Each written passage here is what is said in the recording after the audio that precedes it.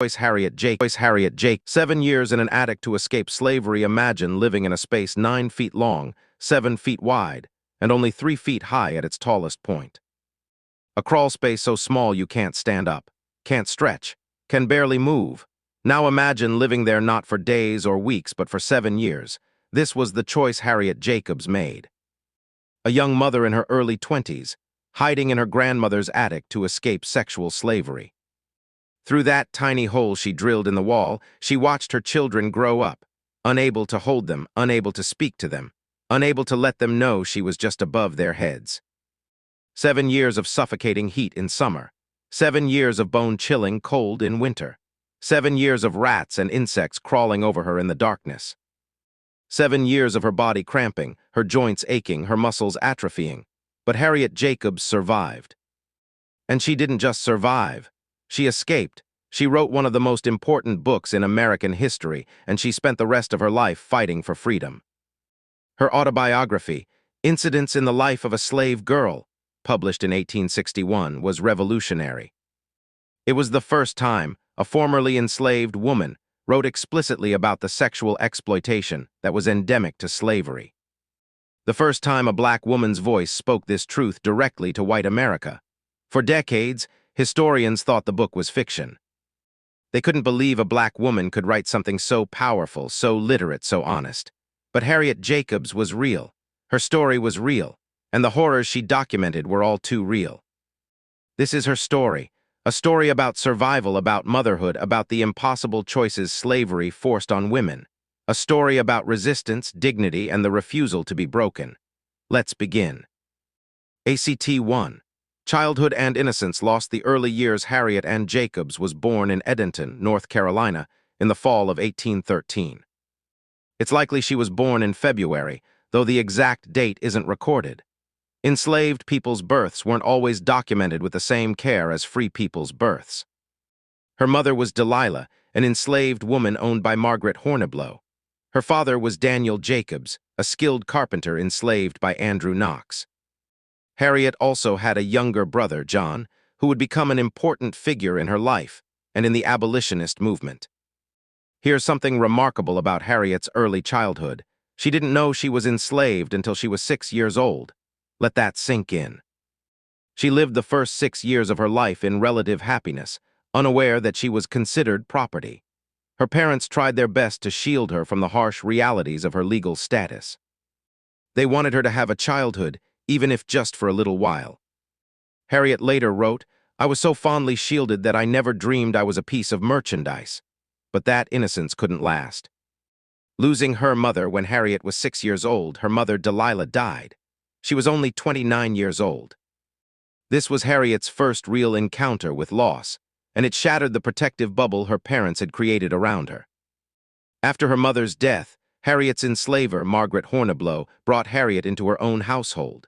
And here's where Harriet's story takes an unusual turn for an enslaved child. Margaret Horniblow was, by the standards of the time and place, relatively kind to Harriet. She taught Harriet to read and write, skills that were extremely rare among enslaved people. In North Carolina, teaching enslaved people to read and write wasn't yet illegal when Harriet was learning, though it would be outlawed in 1830. Margaret also taught Harriet to sew, a skill that would prove invaluable throughout her life. Harriet lived with Margaret for 6 years, and in her memoir she wrote, "As a child, I loved my mistress, and looking back on the happy days I spent with her, I try to think with less bitterness of this act of injustice. What was this act of injustice? The betrayal in 1825, when Harriet was 12 years old, Margaret Horniblow died. Harriet hoped, maybe even expected, that Margaret would free her in her will. After all, Margaret had treated her kindly, had educated her, had given her skills. Surely, Harriet thought, this woman who had been like a second mother to her would grant her freedom. But that's not what happened. Instead, Margaret Horniblow willed 12-year-old Harriet to her 3-year-old niece, Mary Matilda Norcom. Read that again. A 12-year-old girl was bequeathed as property to a 3-year-old child. But the real power wasn't in the hands of 3-year-old Mary Matilda. It was in the hands of her father, Dr. James Norcom. And this is where Harriet Jacobs' nightmare truly began. Entering the NORCOM household, Dr. James Norcom was a wealthy physician in Edenton. He was also Margaret Horniblow's brother-in-law. Some historians believe he may have influenced the last-minute change to Margaret's will, though this can't be proven definitively. What we do know is that the will gave Harriet to his young daughter, making him her de facto master, and Norcom saw this as an opportunity. Harriet moved into the Norcom household, leaving behind the relative safety of her grandmother's protection. Her grandmother, Molly Horniblow, had actually gained her freedom in 1828, bought by friends who pooled their money. Molly ran a small bakery and was a respected figure in Edenton's black community, both free and enslaved. But Harriet couldn't stay with her grandmother. She belonged to the Norcoms now, and Dr. James Norcom had plans for her. The abuse begins. Harriet was barely into her teenage years when Dr. Norcom began his campaign of sexual harassment. In her autobiography, Harriet wrote with painful honesty, "My master began to whisper foul words in my ear." She was a child. He was a grown man, a respected doctor, nearly 30 years her senior. And he used his power over her without shame. Norcom would corner her in hallways. He would follow her when she was alone. He would whisper graphic sexual propositions, describing what he wanted to do to her. He would send her notes, letters describing his desires. Harriet couldn't escape him. Everywhere she turned in that house, he was there. And his wife, Maria Norcom, made everything worse. Maria knew what her husband was doing, but instead of blaming him, she blamed Harriet. She was jealous, suspicious, cruel. She would watch Harriet constantly, accusing her of trying to seduce her husband, when in reality, Harriet was desperately trying to avoid him. Think about Harriet's situation. She was a teenage girl being sexually harassed by her enslaver, blamed by his wife, with nowhere safe to turn. Her grandmother lived nearby, but Harriet was too ashamed to tell her the full extent of what was happening. She knew her grandmother would be devastated and powerless to stop it. Harriet later wrote, "A sad epic in the life of a slave girl. My master began to whisper foul words in my ear. Young as I was, I could not remain ignorant of their import." This went on for years. From age 12 through her teenage years into young adulthood, Norcom pursued her relentlessly. A forbidden love when Harriet was a teenager, she fell in love with a free black man who wanted to marry her. This should have been a moment of hope. Here was someone who loved her, who wanted to make her his wife, who was willing to try to buy her freedom so they could have a life together. But Dr. Norcom refused to sell her. When Harriet told Norcom about the man she loved, Norcom became furious. He forbade her from seeing him. He threatened to kill the man if he came near her. He made it clear that Harriet belonged to him, and he would decide her fate. Harriet was heartbroken. She told the man she loved to leave, to go north where he would be safe. She couldn't bear the thought of Norcom hurting him because of her. So the man left, and Harriet was alone again with her abuser. ACT 2. Impossible CHOICES, a strategic relationship. Harriet Jacobs faced an impossible situation. Dr. Norcom was escalating his sexual harassment. He was building a small house on a plantation outside of town, a house where he planned to install Harriet as his concubine, away from his wife's jealous eyes. Harriet knew what this meant. Once she was isolated on that plantation, Norcom would rape her. There would be no witnesses, no protection, no escape. She had to act. And so Harriet made a choice that would haunt her with shame for the rest of her life, even though it was one of the most strategic acts of resistance available to her. She began a relationship with another white man, Samuel Treadwell Sawyer, a young lawyer in Edenton who would later become a congressman. Harriet was around 16 years old when this relationship began.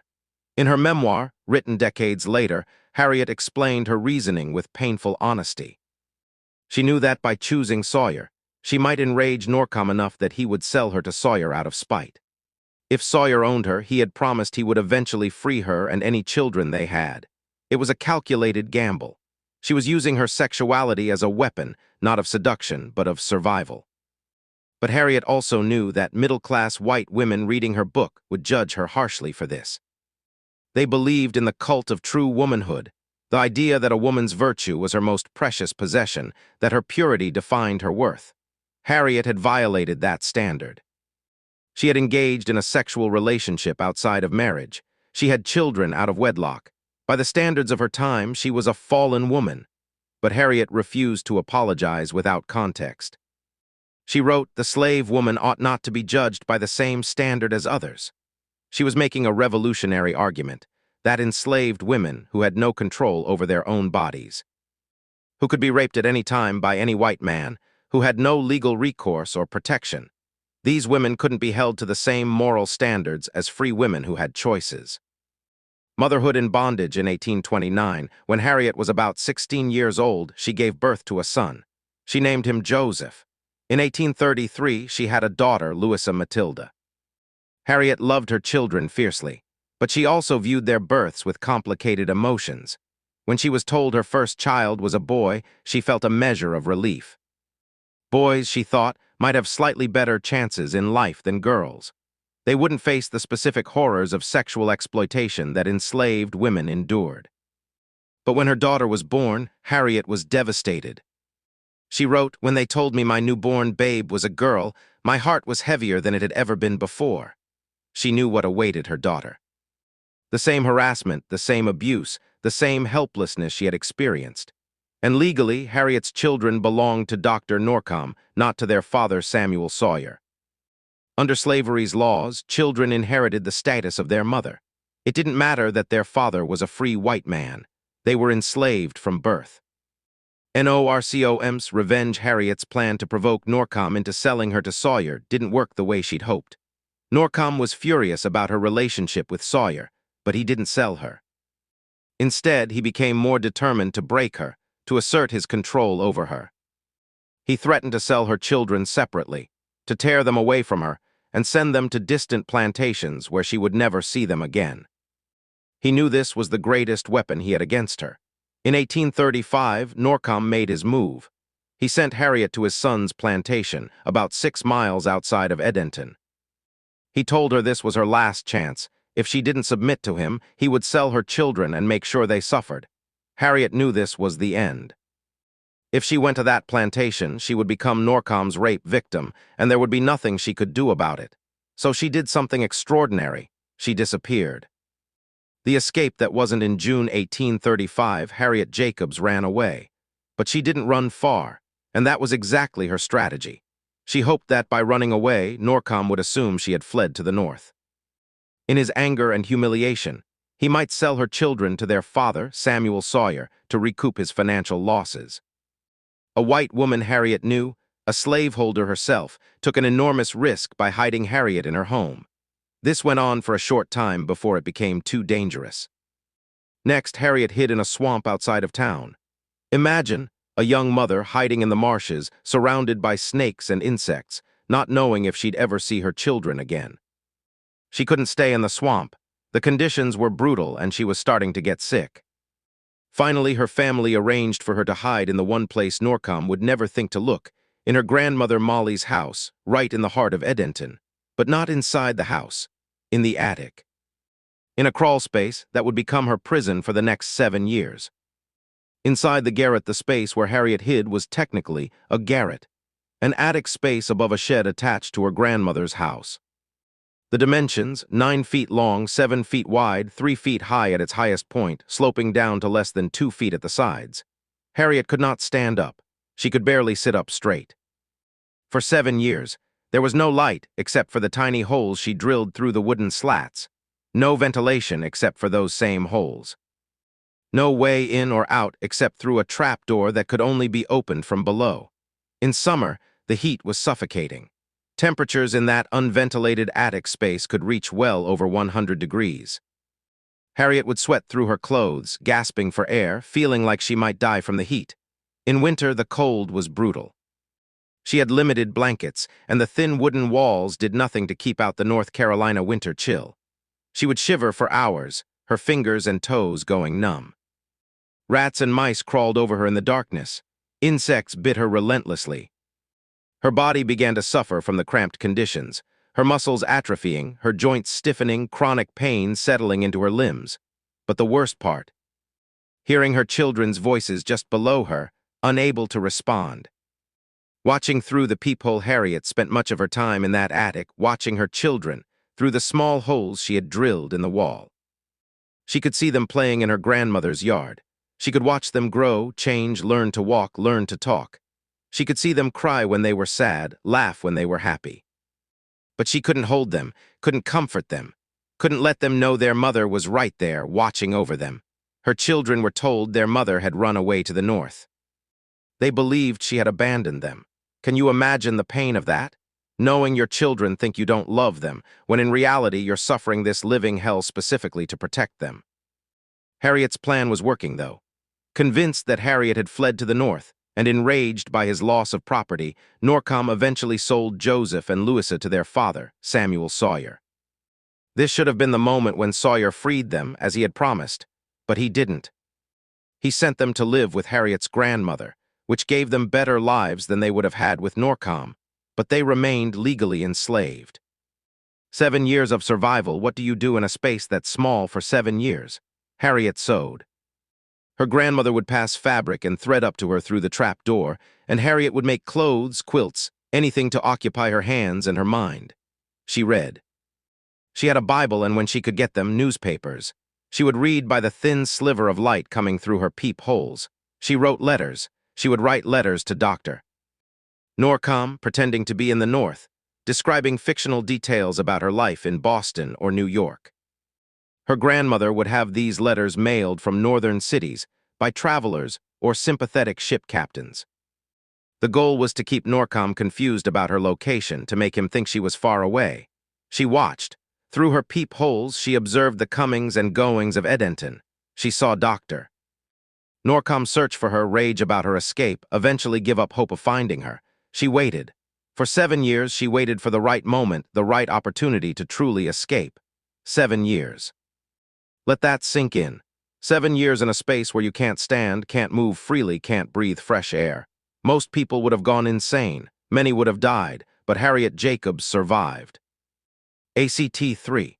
Freedom's long road children sent north by 1837, Samuel Sawyer had been elected to the U.S. House of Representatives.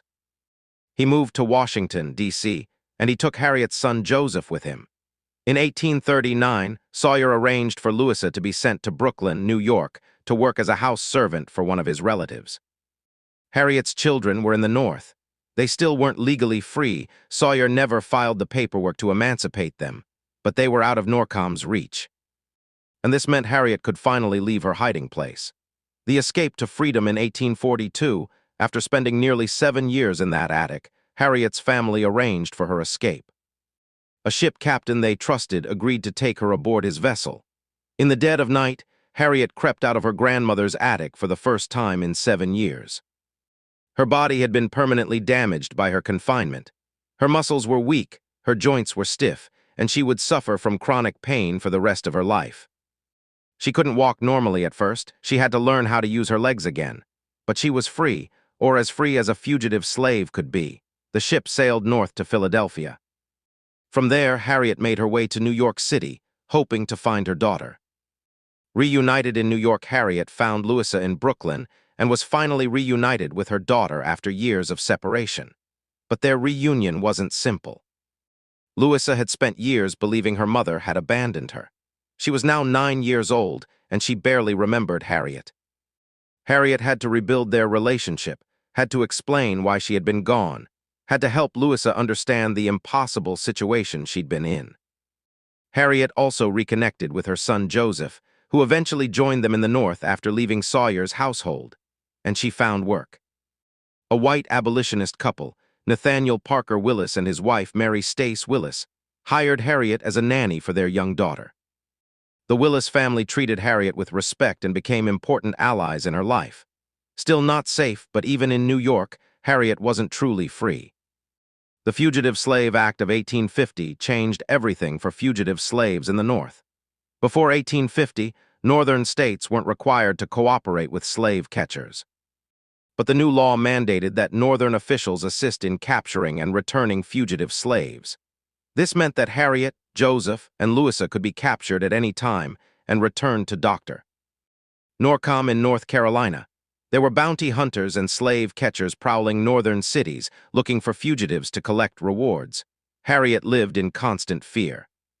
She moved frequently, never staying in one place too long. She took different routes when running errands, always watching to see if she was being followed. Dr. Norcom didn't give up his search for her. He actually traveled to New York multiple times, trying to find her. On one occasion, Harriet learned he was in the city and had to flee to Massachusetts to avoid him. Bought free in 1852, Harriet's employer, Cornelia Grinnell Willis, Nathaniel's second wife after Mary died, made a decision that would change Harriet's life. Without telling Harriet first, Cornelia contacted the Norcom family and offered to buy Harriet's freedom. Dr. James Norcom had died by this point, but his daughter Mary Matilda, the 3-year-old girl who had technically owned Harriet, was now an adult and still had legal ownership of Harriet. For $300, Cornelia purchased Harriet's legal freedom. When Harriet found out what Cornelia had done, she had mixed feelings. On one hand, she was finally legally free. On the other hand, being bought felt like an admission that she had been property in the first place. But pragmatism won out. Harriet was free. After nearly 4 decades of being legally enslaved, she was finally her own person. Joining the abolitionist movement with her legal freedom secured, Harriet began to get more involved in the anti-slavery movement. Her brother John had escaped to the North years earlier and had become a prominent abolitionist speaker. He worked with William Lloyd Garrison and other leading abolitionists, giving speeches about his experiences in slavery. In 1849, Harriet and Louisa moved to Rochester, New York, to help John run the anti-slavery office and reading room. This was located above the offices of Frederick Douglass's newspaper, the North Star. In Rochester, Harriet became friends with Amy and Isaac Post, Quaker abolitionists and feminists. Amy Post became one of the most important people in Harriet's life. It was Amy who first encouraged Harriet to write down her story. The decision to write Harriet resisted the idea at first. She was ashamed of parts of her past, the relationship with Samuel Sawyer, the children born outside of marriage. She knew that white society would judge her harshly. She worried about how her own children would feel reading about their origins, but Amy Post was persistent. She told Harriet that her story could help the abolitionist cause, could open white women's eyes to the specific horrors enslaved women faced. In 1852, Harriet Beecher Stowe published Uncle Tom's Cabin, which became a massive bestseller and galvanized anti-slavery sentiment in the North. Harriet Jacobs thought maybe Stowe could help her get her own story published. She reached out, asking if Stowe would be interested in working with her on a book, but Stowe's response was insulting. First, she had Amy Post send her a written account of Harriet's life to Harriet's employer, Mrs. Willis, to verify that the story was true, essentially calling Harriet a liar. Second, she offered to include a version of Harriet's story in her book, A Key to Uncle Tom's Cabin, rather than treating it as an independent work. Harriet was furious. She decided to write her own book, in her own words, telling her own story. ACT 4. Writing the Truth, Crafting the Narrative between 1853 and 1858, Harriet Jacobs wrote her autobiography. She wrote it in her own voice, using the skills her first enslaver Margaret Horniblow had taught her. She wrote at night after her work was done, by candlelight, pouring her memories and pain onto the page. The process was emotionally exhausting. She had to relive the worst moments of her life, the sexual harassment, the years hiding in the attic, the pain of being separated from her children. But she was determined to tell the truth. The challenge of honesty. Harriet faced a unique challenge as a writer. Male slave narratives, like Frederick Douglass's autobiography, focused primarily on physical brutality and the quest for freedom. They could write about their experiences relatively directly.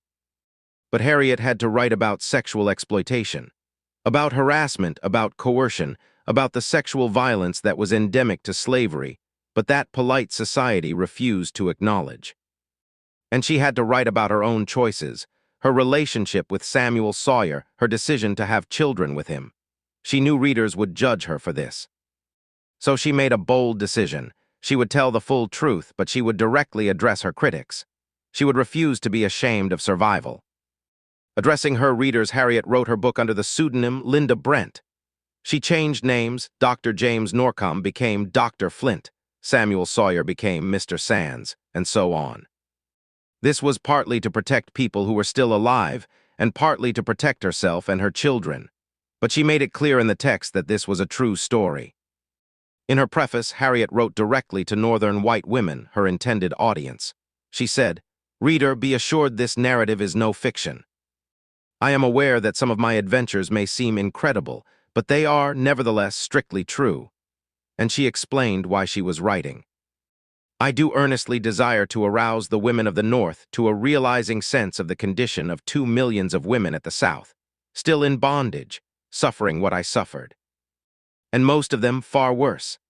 The controversial confession, the most controversial part of Harriet's book, was her confession about her relationship with Samuel Sawyer.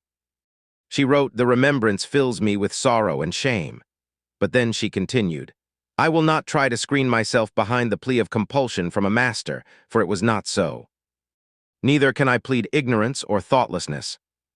Still, in looking back calmly on the events of my life, I feel that the slave woman ought not to be judged by the same standard as others." She was making an argument about agency and choice under slavery. Yes, she had chosen to be with Sawyer, but her choices were constrained by her situation as an enslaved woman. She chose what she thought was the lesser of two evils, a relationship with a man who might free her children versus inevitable rape by Dr. Norcom. This was revolutionary. No one had written about this before. This gray area of consent, this complicated territory where women tried to assert what little agency they had in a system designed to strip them of all control. Finding a publisher, getting the book published, was its own challenge. Harriet initially tried to find a publisher in England in 1858. She traveled there and had some interest, but no publisher would take the risk. Back in the United States, she approached multiple publishers. Many rejected her outright. Some didn't believe the story was true. Others thought the sexual content was too scandalous for publication. Finally, a publisher agreed to print the book in 1861. But before the book could be released, the publisher went out of business. Harriet was devastated. All that work, all that emotional labor, and it seemed like her story would never be told. Lydia Maria Child's involvement. This is where Lydia Maria Child entered the picture. Child was a famous novelist and abolitionist. She agreed to edit Harriet's manuscript and help find a publisher. More importantly, she wrote an introduction for the book that lent it credibility. Some people later claimed that Child must have written the whole book, that Harriet couldn't possibly have written something so literate and well-structured. But this was racist nonsense. The letters between Harriet and Child, which still exist, make it clear that Child's role was minimal, rearranging some sections, fixing some punctuation, but not changing Harriet's words or voice. Harriet wrote the book. It was her voice, her story, her truth. Finally, in January 1861, Incidents in the Life of a Slave Girl, written by herself, was published. The book's reception, the timing of the book's release, was unfortunate. January 1861 was just months before the Civil War began in April 1861.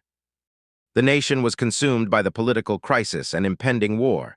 Still, among abolitionists and reformers, the book made an impact. Harriet began giving talks, using her platform to speak about slavery and women's rights. But sales were disappointing. The war dominated everything.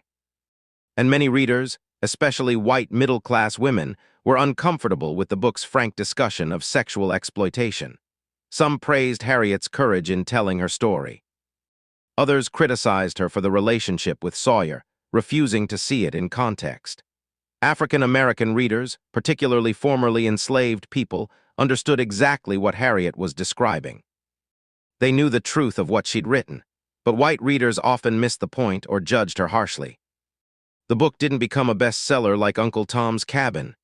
It didn't spark immediate widespread outrage about slavery, but it was out there. The truth was documented, and that mattered. ACT 5. War and Relief Work. The Civil War begins when the Civil War broke out in April 1861. Harriet Jacobs saw it as both a catastrophe and an opportunity.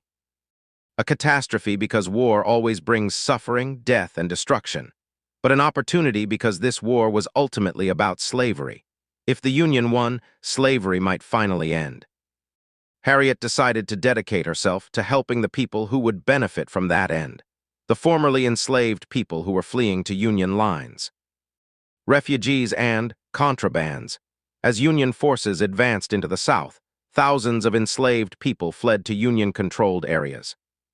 They came by the hundreds, then by the thousands, seeking freedom and protection. But the Union wasn't prepared for this mass exodus. There were no systems in place to house, feed, clothe, or care for these refugees. The government initially called them contrabands, confiscated property of the Confederate enemy. It was a dehumanizing term, but it provided legal justification for the Union to offer them protection. These contraband camps sprang up around Union forts and in captured southern cities. Conditions in many camps were terrible. Overcrowding, inadequate food, disease, and death were common. Harriet Jacobs knew she had to help. Reporting from Washington in the spring of 1862, Harriet traveled to Washington, D.C., and nearby Alexandria, Virginia, to see the conditions of the contraband camps for herself. What she saw horrified her. In Alexandria, refugees were crowded into old buildings, slave pens, and makeshift shelters. An old schoolhouse was being used as a dormitory for women and children. Harriet wrote that it was the most wretched of all the places. She also visited Birch's slave pen, a place where enslaved people had been held before being sold. Now it housed black refugees on one side and Confederate prisoners of war on the other, all within speaking distance of each other. The irony wasn't lost on Harriet. In September 1862, William Lloyd Garrison, the famous abolitionist and publisher of The Liberator newspaper, asked Harriet to write a report on what she'd seen. Her article, Life Among the Contrabands, was published on September 5, 1862. In it, Harriet described the dire conditions but also the resilience and hope of the refugees. She emphasized that these people, given proper support, could build self-determined lives. She argued that they deserved education, employment opportunities, and respect, not just charity. The article helped galvanize Northern support for relief efforts. Becoming a relief agent in November 1862, the New York Yearly Meeting of Friends, Quakers, appointed Harriet as their relief agent in Alexandria. This was a significant position. The Quakers were providing crucial support to contraband camps, and they chose Harriet, a formerly enslaved woman, to be their representative. In January 1863, Harriet and her daughter Louisa moved to Alexandria to begin their work. The conditions were even worse than Harriet had described in her article. It was midwinter and people were freezing. There wasn't enough food, clothing, or medicine. Disease was rampant. Harriet fell ill herself shortly after arriving, probably from the harsh conditions and exposure to disease. But she recovered and got to work. The Jacobs Free School, one of Harriet's greatest accomplishments during the war, was establishing a school for black children in Alexandria. Education had been forbidden to enslaved people in Virginia. Even free black people in the state couldn't legally be taught to read or write. When Union forces occupied Alexandria in 1861, some schools for black children emerged, but they were run by white missionaries and charged fees. Harriet had a different vision, a tuition-free school run by and for black people. She raised money from Northern donors. She found a building. She recruited black teachers. And in January 1864, the Jacobs Free School opened its doors. It was revolutionary. Black students taught by black teachers, with black administrators making the decisions. This was exactly the kind of self-determination Harriet had been advocating for. The school was successful and popular. Hundreds of children attended, learning to read, write, and do arithmetic. Many of their parents also came for evening classes, finally getting the education that had been denied to them all their lives. Fighting for control, but running a school for black people in a society built on white supremacy was a constant battle. White missionary societies kept trying to take control of the school. They argued that black people weren't capable of running their own institutions, that they needed white oversight and guidance. Harriet fought back. She argued passionately that black people had to control their own institutions, that true freedom meant self-determination, not just exchanging one form of white control for another. She worked with the school's board of trustees, most of whom had been enslaved until recently, to maintain independence. It was exhausting work, fighting not just against slavery, but against the racism that would persist long after slavery ended. Political activism. Harriet's work went beyond relief and education. She also became politically active. In May 1863, she attended the yearly conference of the New England Anti-Slavery Society in Boston. There, she witnessed the 54th Massachusetts Infantry Regiment, one of the first black military units, parade through the streets. Seeing black men in Union uniforms, armed and ready to fight for their own freedom, moved Harriet to tears. She wrote to Lydia Maria Child, "How my heart swelled with the thought that my poor oppressed race were to strike a blow for freedom," in the spring of 1864. Harriet was elected to the Executive Committee of the Women's Loyal National League, an organization founded by Susan B. Anthony and Elizabeth Cady Stanton to collect signatures for a constitutional amendment to abolish slavery. On August 1, 1864, Harriet delivered a speech at a celebration of British West Indian emancipation at a military hospital in Alexandria. She spoke to black soldiers, refugees, and allies about the meaning of freedom and the work still to be done. Frederick Douglass and other prominent abolitionists visited Alexandria specifically to see Harriet's work. She had become a respected figure in the movement. The happiest months of her life in December 1862, Harriet wrote to Amy Post describing her work. She said that the previous 6 months, despite the difficult conditions, the illness, the constant struggles, had been the happiest of her entire life. Think about that. After everything she'd endured, the years of sexual harassment, the 7 years in an attic, the pain of separation from her children, she found her greatest happiness in serving others, in building something meaningful, in working toward collective freedom.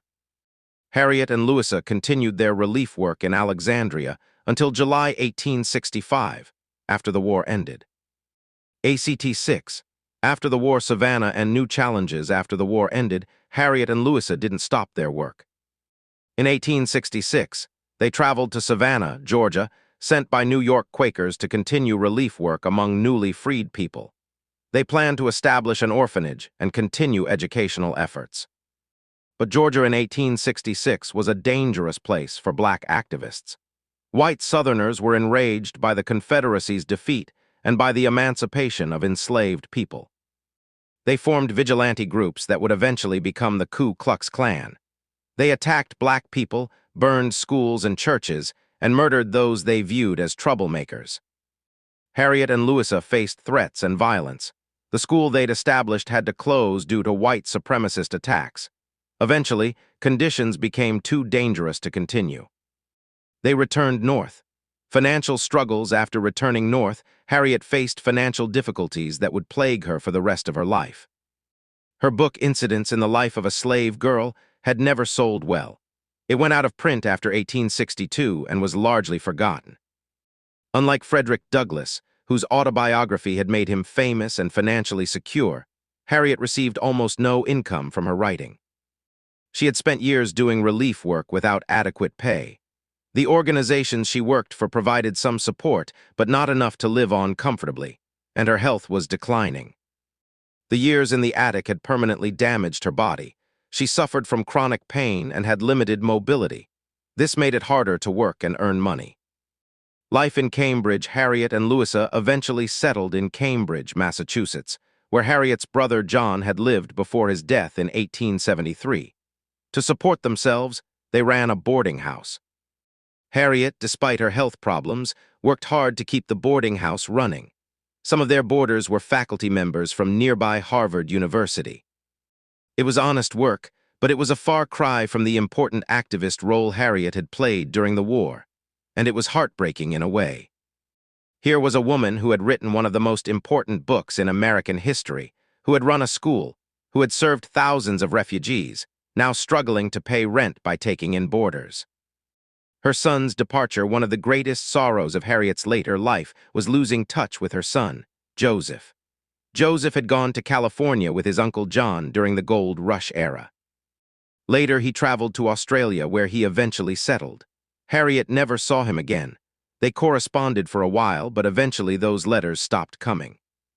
She had spent 7 years in an attic, enduring unimaginable suffering to protect her children and secure their freedom. And now, in her old age, her son was on the other side of the world, and she would never see him again. At least she had Louisa, who stayed with her mother, caring for her as her health declined. Forgotten by history by the 1870s and 1880s, Harriet Jacobs' name had been largely forgotten. Her book was out of print.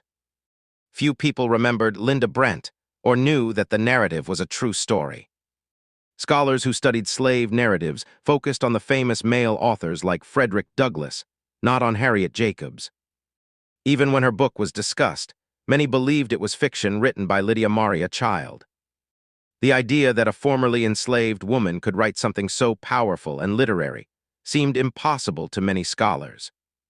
Harriet Jacobs, who had risked everything to tell the truth about slavery's sexual exploitation, who had built schools and served thousands of refugees, was fading from public memory.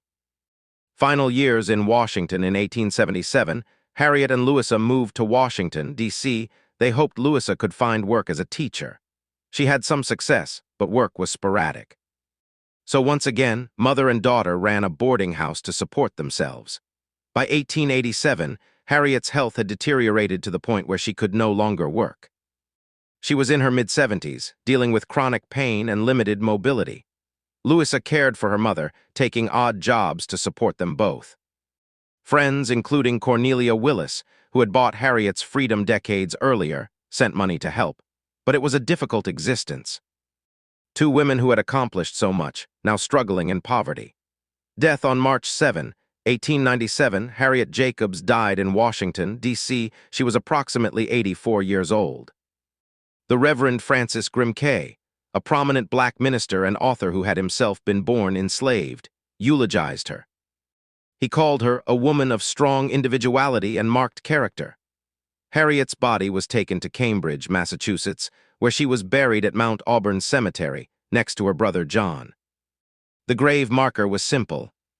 It bore an epitaph from the Bible, Romans 12, 11-12, patient in tribulation, fervent in spirit, serving the Lord. It was a fitting tribute to a woman who had endured so much, fought so hard, and served so many. But few people attended her funeral. Few people knew who she was or what she had accomplished. Her book was out of print and forgotten. Her relief work during the Civil War was largely unrecorded in history books. Harriet Jacobs had been buried not just physically, but historically. Decades of obscurity for most of the 20th century, Harriet Jacobs remained in obscurity. When incidents in the life of a slave girl was mentioned at all in scholarly works, it was dismissed as fiction or attributed to Lydia Maria Child. The consensus among historians was that Linda Brent was a fictional character, not a real person. Why did scholars refuse to believe the book was real? Partly racism, the assumption that a formerly enslaved woman couldn't produce sophisticated literary work. Partly sexism, the tendency to focus on male slave narratives and male abolitionists. Partly discomfort with the sexual content of the book, but mostly it was because Harriet had used a pseudonym and changed names. Without documentary evidence connecting Linda Brent to a real person, the book slipped into the category of probably fictional. Harriet Jacobs' voice, her truth. Her extraordinary story, all of it was dismissed and forgotten. Until one determined scholar decided to find the truth. ACT 7. Rediscovery and Legacy, Jean Faganyllian's detective work in the 1960s, during the Civil Rights Movement and Women's Movement. There was renewed interest in black women's history and slave narratives. A scholar named Jean Fagan began researching incidents in the life of a slave girl. Unlike previous scholars, she believed the book might be real. So she began a painstaking investigation that would take years. Yellen searched through archives, old newspapers, census records, and private letters. She traveled to Edenton, North Carolina, and searched local historical records. She tracked down the Horniblow family papers, the Norcom family papers, any documentation she could find. And piece by piece, she proved that Harriet Jacobs was real. She found birth records for Harriet Ann Jacobs in Edenton. She found documentation of the Norcom family and their ownership of enslaved people. She found correspondence between Harriet Jacobs and Amy Post. She found letters between Harriet and Lydia Maria Child that proved Harriet had written the book herself. Every major event in the book, the 7 years in hiding, the children, the escape, the relief work during the Civil War, all of it checked out. It was all true. The 1987 edition. In 1987, Jean Fagan Yellen published a new edition of Incidents in the Life of a Slave Girl through Harvard University Press. This edition included Yellen's extensive research proving the book's authenticity. It included historical notes, biographical information, and letters between Harriet and her contemporaries. The edition was endorsed by leading scholars, including John Blassingame, who had previously dismissed the book as fiction. Suddenly, Harriet Jacobs was back. Her voice, silenced for so long, was being heard again. Critical reappraisal once scholars accepted that Incidents was a genuine autobiography written by Harriet Jacobs herself. Critical opinion shifted dramatically. The book began to be recognized as one of the most important slave narratives ever written. It was compared favorably to Frederick Douglass's autobiography in terms of literary quality and historical importance. Scholars began to appreciate what made Harriet's narrative unique: her focus on the sexual exploitation of enslaved women, her honest discussion of motherhood under slavery, her analysis of how slavery corrupted everyone it touched. The book began to be taught in universities, assigned in American literature and history courses. Editions of the book proliferated. Incidents in the Life of a Slave Girl was no longer dismissed as fiction. It was recognized as a masterpiece of American literature and a crucial historical document. Harriet Jacobs in popular culture. As interest in Harriet Jacobs grew, her story began to appear in various forms of popular culture. Multiple plays have been written about her life and her relationship with her grandmother. The 2013 play, Mary T. and Lizzie K., by Tazewell Thompson included her story. In 2016, Colson Whitehead published The Underground Railroad, a novel that won the Pulitzer Prize. In the acknowledgments, Whitehead explicitly mentioned Harriet Jacobs as an influence. His protagonist, Cora, hides in an attic in North Carolina for months, directly inspired by Harriet's experience.